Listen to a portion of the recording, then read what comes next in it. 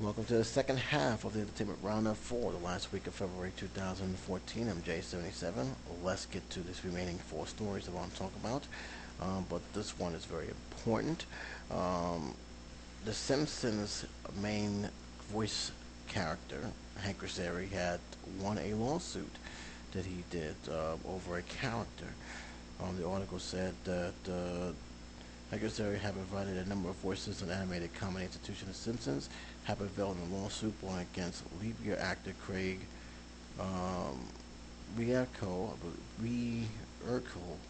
over one of Hank's characters, sportscaster Jim Brockmere.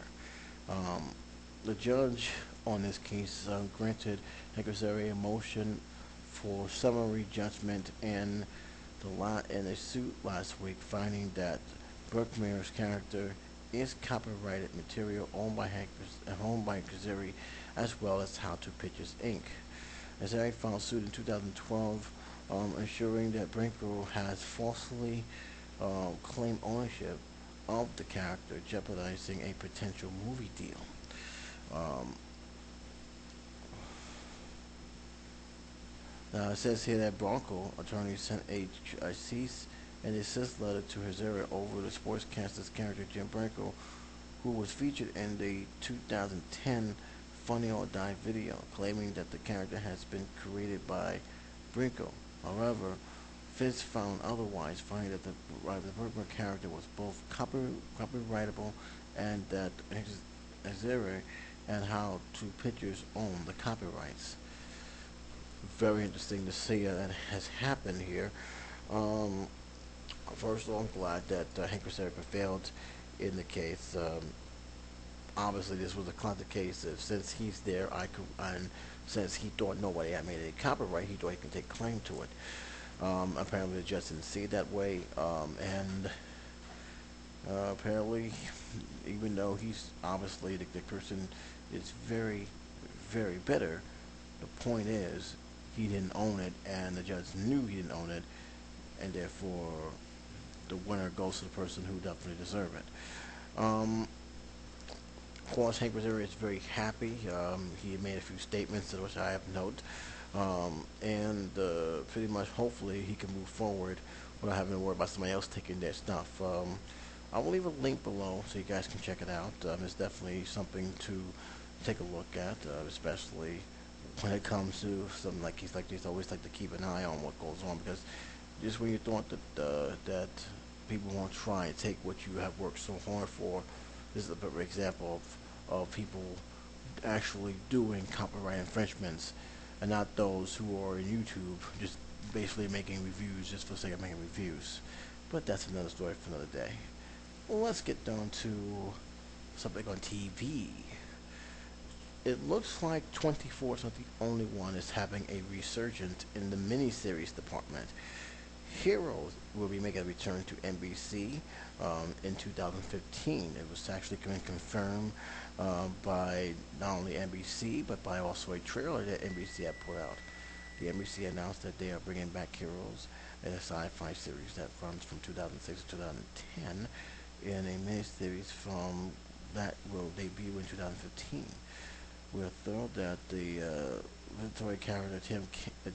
visionary creator Tim King was decided about jumping back into the show, and we are looking forward for all the new textures and layers Tim plans to add to his original concept, said the NBC Entertainment president Jennifer Stacks. And until we get closer to air in 2015, the show will be apparently surrounded in secrecy, but we won't rule out the possibility of some of our show's original cast members popping back in. And this is where I'm concerned about, because of two things. The two main characters that a lot of people have followed, um, Helen Panettiere and, and Zachary Arterio, have went on to do other things. In fact, they even make it have pretty much have made an announcement. Panettiere has a new series called Nashville. We have Zachary playing Spock, and these guys uh, it may be possible because of their new commitments, they may not return to the show. And that alone may put a damper on a lot of fans because a lot of fans did like these two characters very, very much. In fact, most of the story of Heroes was surrounded by these two characters alone. Um, that doesn't necessarily mean that the Heroes will be a big disappointment because they won't be around. It just means that when they do make the show, it's going to be a whole new storyline and a whole new series with new characters leading the way. Whether the fans will accept that or not, it still remains to be seen. One thing is certain, they want Heroes Reborn is set to go. It's only a matter of time for when they finally get that announcement date, that air date that will be having. I'm excited for it. I actually liked the Heroes. I thought the Heroes had a great concept. My only disappointment was that it was clear that once season one has ended, they didn't really have much of direction because I don't think they thought the show was going to be that big. And even though I didn't have a problem with the other seasons, it was very clear that they was running on just basically on emergency fuel. And when I heard it was canceled, it didn't shock me, but I was still disappointed. Keep in mind, they didn't recover from that cancellation either. We had the Cape. And we had a Wonder Woman show that never made the ground. So there you go. Um, I'm looking forward to seeing this. I'm looking forward to seeing what they do. And it seems now, and maybe just me, that there's a new trend going on with old shows coming back as miniseries. Maybe I'm wrong, but it does seem like to me that that's where they're going to make a series. Series ends, come back as a miniseries, keep it going. I'd like to hear your opinion on this, guys. I'd like to hear your opinion on what you guys feel about this. But yeah. Now let's get on to the primary story that I want to talk about. That I wanted to make it as a separate video, but I wanted to get those two articles out the way before I actually touch on my overall feeling of the Olympics and what Paul Kaufman says. Um, the Olympics games have came and went. It went on smoothly for the athletes a lot more than what I think a lot of people thought it was. There were some few issues with judging, but when it comes to Olympics, you gotta expect that to be a major snag when it comes to how they judge things on these games. So overall, it was something that I did enjoy for the most part when I was watching it, and I got to tip my cap off to the athletes. They did a good job representing the country. They did a good job of pretty much giving it their all. Minus my U.S. hockey team at the last game they played. But in all, sports-wise, athletic-wise, it was fine.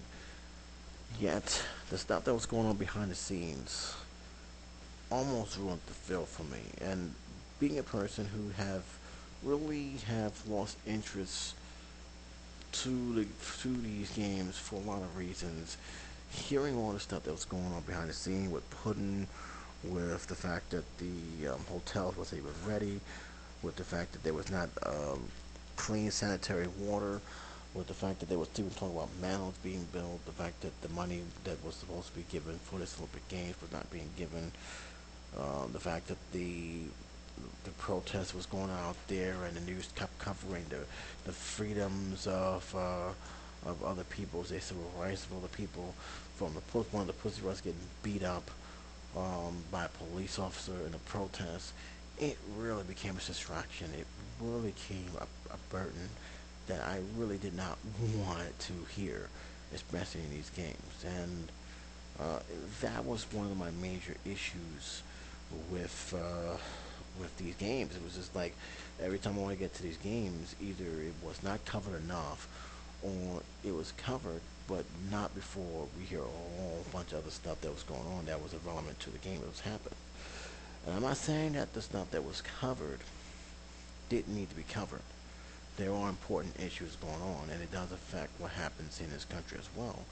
But I felt they took too much emphasis of what was going on, and really just took away, at least for me, it took away from what I should be paying attention to, and that's these athletes competing. So I felt that a lot of policies that was going on, a lot of coverage, have stolen away from what they should be focusing on, at least for the sporting side of things.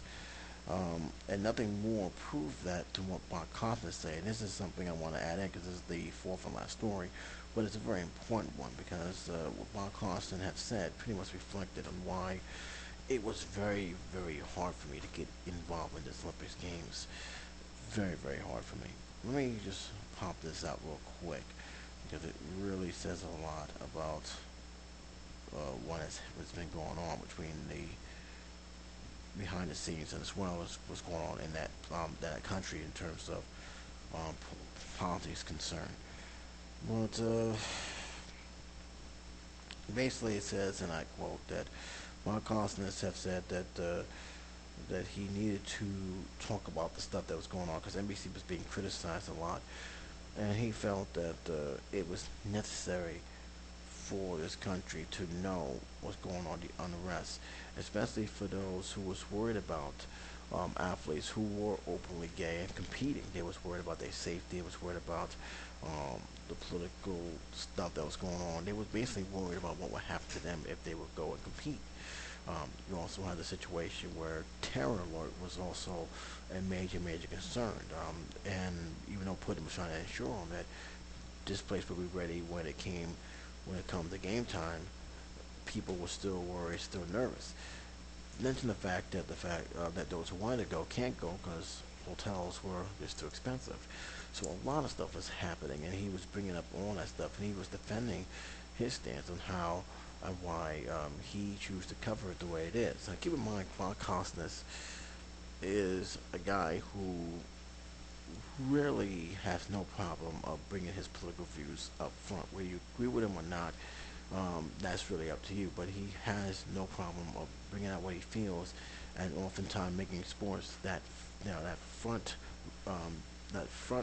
stage for bringing out what he feels is important, whether it's involving sports or not. One example was the Zimmerman case in the stand the ground gun.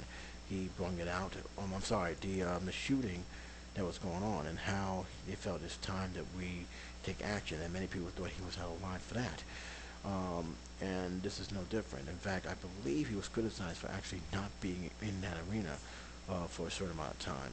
And he came back, of course, but the point is that Constance has no problem bringing his political views up, whether it warrants it at that time or not. And I like Paul Constance. I think he's a good interviewer. I think he does good in telling it in sports, but there are times that he does become political, and sometimes takes away from why we are watching the Olympics or sports in general. So he did bring that up, but the point is he wasn't lying, and the point is that it was something that NBC had made a lot of, as well as other news venues have made a lot of, and that was touching on the unrest. And there's a lot of unrest in Russia right now. So much unrest, it's ridiculous. And Putin is in the center of this. And right now, with the stuff that's going on out in other countries, things are going to get more interesting and more complex for Russia in the upcoming months. And even up for the upcoming year, for that matter, because this is something I don't see being resolved anytime soon. But this was the main thing that was going on, and like I said, the only site I felt that did the Olympics true justice was Yahoo, because at least Yahoo, they had, when you go up top, they had nothing but Olympic coverage, and you can easily click on and find out what's going on, especially if you're at work, you click on real quick and find what's going on, and you pretty much keep up to speed what's happening. There wasn't that too many. I didn't get that from the places that are supposed to be covering the Olympics, and that's another thing. I don't feel that the media, for what I'm seeing, takes the Olympics seriously anymore. I really don't get that feeling that the Olympics is their main cup of tea to cover. I mean, yeah, they talk about it when they need to talk about it, but they don't really make it as a must-see event. They really don't. And this has not just for the Winter Olympics, but the Summer Olympics, Summer Olympics as well. It's just I don't get that feeling anymore that they really care about about these sports as well as they used to. In the 80s and even parts of the 90s, there was a sense of passion and a sense of obligation that every uh, network covers it, talks about it, tells the play-by-play. In the 80s, it was fun watching the Olympics. I don't get that anymore because it's too commercialized and there's too much corporate influences involved with these Olympics. And look, somebody has to pay the bill. I understand that, but I just think I took away a lot of what the Olympics is really supposed to be about. And I think the fact is that I think somebody made a good article. I think a lot of these countries take a medal count thing way too seriously to the point where it really it damages the game because these games are meant for more than just winning a couple of medals. It's more than that. It's about uniting countries of different rationales, different ethnic backgrounds, coming together for a 2 week event and celebrating these athletes in these 2 weeks events. And I don't really get that anymore from what I've been seeing, and that's really played a huge factor in me really not really caring much about this Olympics. I mean, it still was an okay Olympics. I'm not taking anything away from the athletes. They've done a tremendously good job of what they have of representing their country as well as representing them themselves. But in terms of how this was covered, it is to me it is not good, and it's just not good. It hasn't been very good coverage at all, and that's sad because there used to be a time where it was covered the way Olympics should have been covered. Now it's just like another event. When's hockey coming on? That's basically it. Now, as for Russia hosting it, a lot of people said they shouldn't host it because of um, their records and civil rights. Look, we host the Summer Olympics in China. I have no problem with Russia hosting it. There were some things that I think they need to address to make sure those kind of things don't happen again because having hotels not ready and having unsanitized water is not a good sign. Really not a good sign at all. But that is something that I think the committee will take a look at in due time and make sure that whoever hosts the Olympics next time around make sure they have everything together because this was an expensive Olympics and to have that kind of problem is just I don't know, it's just weird. But I wanted to get that out the way. Overall, I did enjoy it. I thought the hockey was pretty good. I thought some of the figure skating was great. I'm going to fall in love with curling. Curling, I gotta learn. I really have to understand that sport because that's a sport that fascinated me for a long time. I really did like that sport. I really liked it more when I played it for the Nintendo Wii with my sister. But it's a sport that actually really struck my interest. And for those, you know who you are from that expression. Those who are in Canada, um, the man behind the mask, a Canadian. If you guys know how to play that game, and give me some pointers, please let me know because I'm very very curious.